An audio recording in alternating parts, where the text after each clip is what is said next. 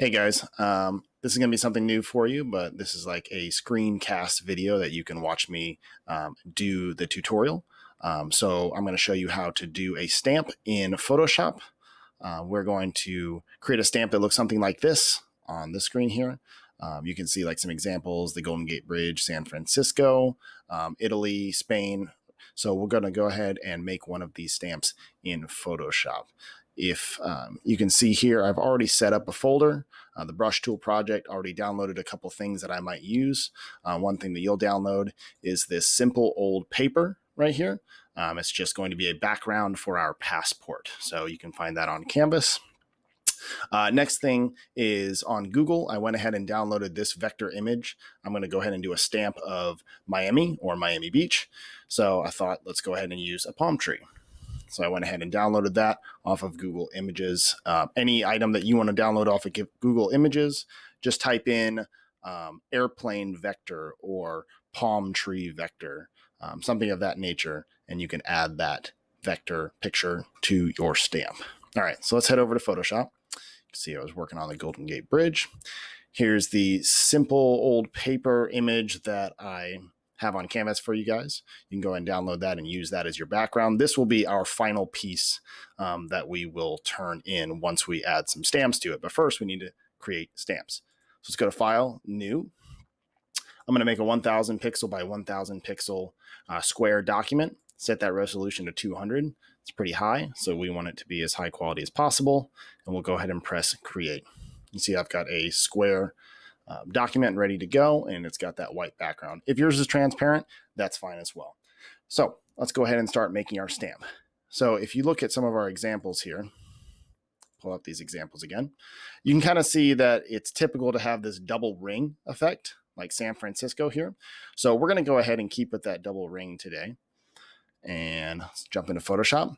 I'm going to use my elliptical tool or my elliptical shape tool, and I'm going to go ahead and drag out a shape. I'm going to make sure to hold shift while I do that, kind of drag out this circle here. Now it filled with this default red color, so I'm going to go ahead and get rid of that fill by going up to fill and saying no fill, and then I'm going to apply a stroke to it. So it's got an outline, but I want that stroke to be much thicker, so I'm going to get the little drop down here and move that up. And it looks like somewhere right around 15. I'm going to type in 15 here. 15 pixels seems nice. You can probably go anywhere a little bit above or below that if you'd like.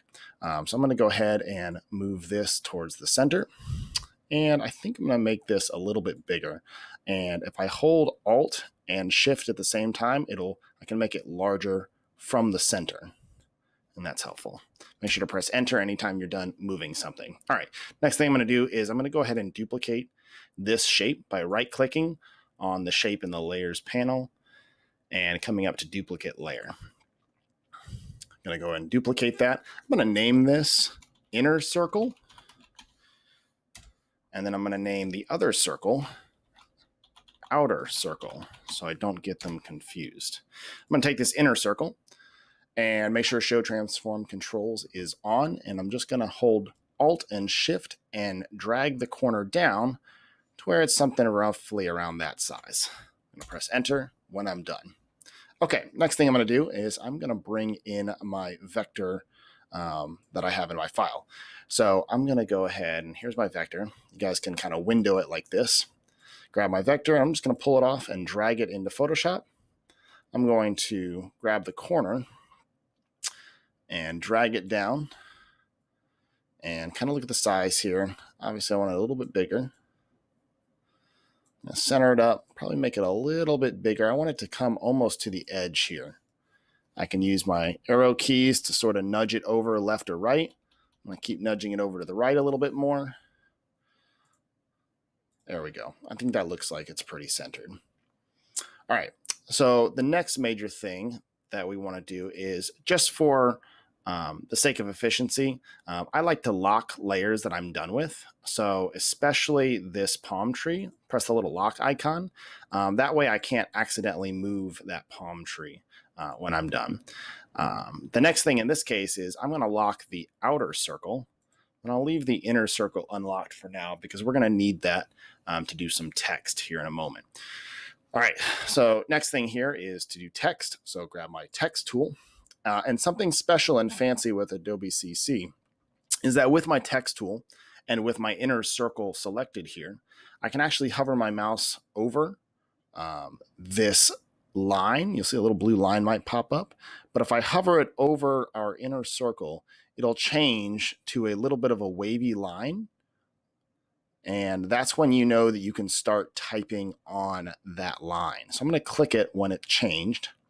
And you can see sometimes in mine is a little bit newer. It pops up with some text for me. Yours might not pop up with text, but that's okay. You'll see the little flashing bar that says you're ready to type. So I'm going to go ahead and type out Miami Beach, Florida.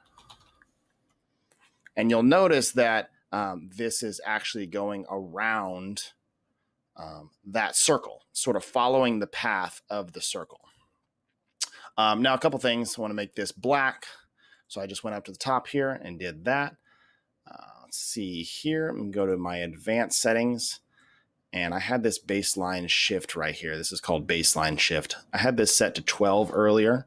I'm going to set that to 0. So that way it's actually just hovering on top of that circle rather than hovering above.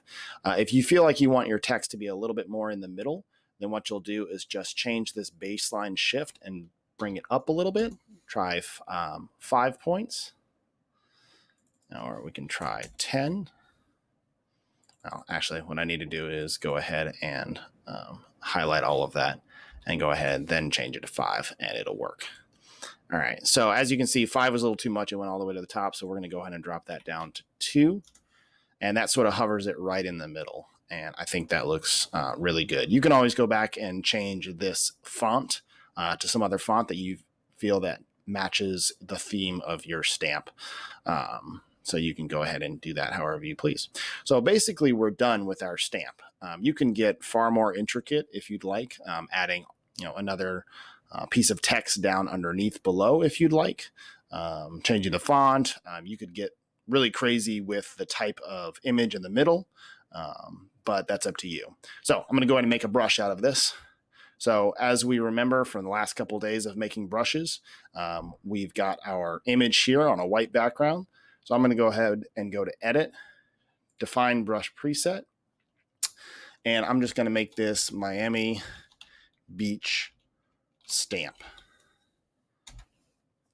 All right, so with this brush made, I'm going to come over to the old paper image that we had already opened up, and I can make this a little bit bigger and stamp it out.